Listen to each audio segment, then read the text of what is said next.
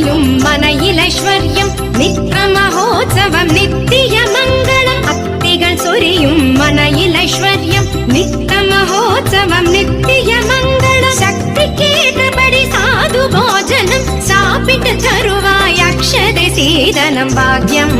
தான் லக்ஷ்மி வாரும் அம்மா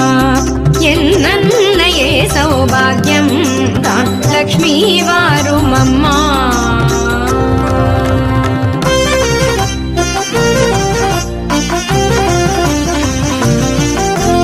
சர்க்கரை பாயசம் சுமங்கலியருந்து சுக்கிரவார பூஜையில் இருந்து சர்க்கரை பாயசம் சுமங்கலியருந்து